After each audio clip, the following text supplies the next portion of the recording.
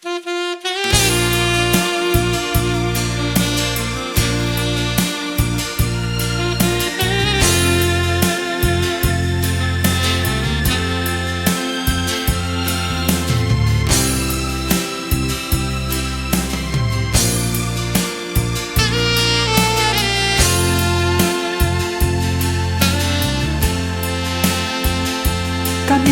pra morte, não queixou-se a sorte que a vida lhe deu.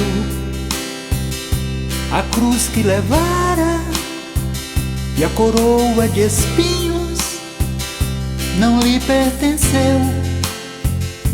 No Monte Calvário, entre malfeitores, Jesus faleceu. Ali condenaram aquele inocente, o Filho de Deus. O Espírito Santo me encheu de poder.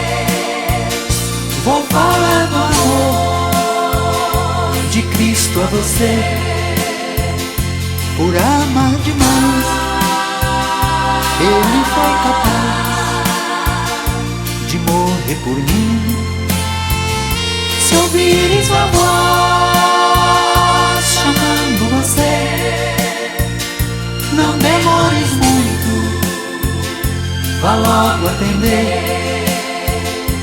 Ele está à porta, esperando alguém pra lhe receber.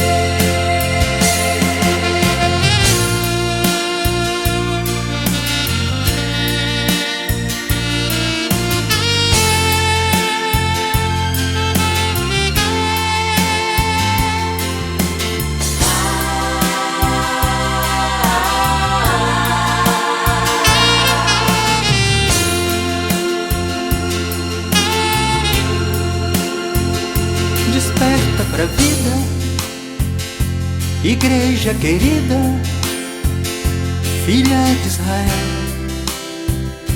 O esposo vem vindo, prepare pras bodas, esposa fiel. Acenda a candeia, não deixe a chama do amor apagar. Já é fim do dia e as trevas da noite não tarda a chegar. O Espírito Santo me encheu de poder. Vou falar do amor de Cristo a você. Por amar demais, Ele foi capaz de morrer por mim. Se ouvires sua voz chamando você, não demores muito, vá logo atender. Ele está à porta, esperando alguém pra lhe receber. Se ouvires sua voz chamando você, não demores muito, vá logo atender.